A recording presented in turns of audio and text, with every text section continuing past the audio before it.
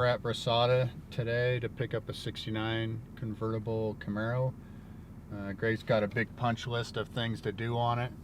So we'll go assess the car, load it up, get it back to the shop, and get a game plan on it. I did write you a list up. This isn't a huge list, but it's what I've noticed about it when you go through it. And then the overheating, like every time I drive it, I don't know if I did it today, but when I drive it, it would spit out. So it looks like the overflow goes straight to the ground. Yeah. So maybe what we need to do is put in a recovery tank that looks similar to this. Tell you what happened. I had it stored, and I think I hit a bump or something. The whole wheel was not even straight, and I got up there and looked, and what it was instead of being straight and like you're steering straight, it's like this. It's like it just doesn't look right to me. Yeah, we'll get it all realigned too. With the subframe and stuff in there too, we'll make sure it's all square in there. Yeah, my main concern is to walk out of my garage, not have to disconnect the battery all the time, and start it up like with my truck and drive it. That's my goal. It's to get it back to where it should be. And this car, it's never really been there yet, right? Okay. No, it's never been there. Okay. What else do we got? Headlight doors don't work properly. Yeah, you know, these aren't even originals. These were put in by a guy. They're electric, and they're not the original. We've done several sets of them, so a lot of times they're relays, and there's servos, and there's limit switches, and there's a lot of stuff going on to make those things work. Gas tank leaks. Gas tank's a brand new tank, brand new lines, but it leaks.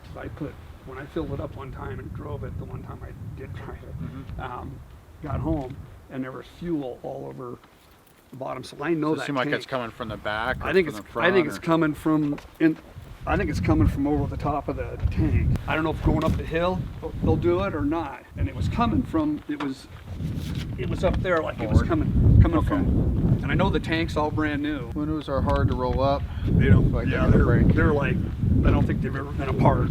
Okay, so the window regulators. All the windows, they never line up. They never have them line up right. They go down easy, but to get them up, you got to like pull them up. Now, the one thing I noticed too is like that says 1, 2, 3 in overdrive. Yep. And it's got a 700. I know the transmission's a 700. So, but there's a switch in here, and you've got to hit that switch to get it to go to overdrive now. Yeah, it's a torque converter. Instead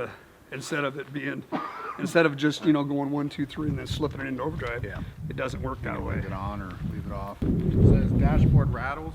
Yeah, I think that it never didn't originally, but I think that they ripped this whole dashboard out when they had it in the shop that one time, and I don't think they put it back right. I don't know what right of factory is, but it's not right ever since it came back from those guys. Carburetor leaks fuel. It did, and it has, and I went back and tightened all the screws up underneath the carburetor, and I thought that antifreeze, but it was antifreeze, not carburetor fluid. Yeah. How is it when it's running and shutting it off? Does it start back up again? Yeah, no, it'll start right back up. Like right now, it'll start right back up.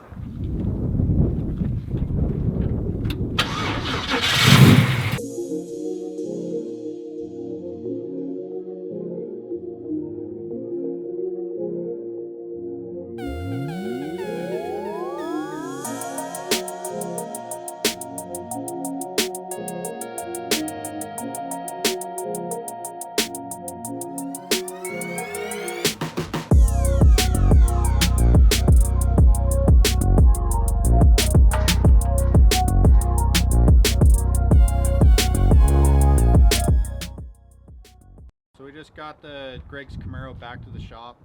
We got a small punch list of things to do on it. Overall, it's a very nice car.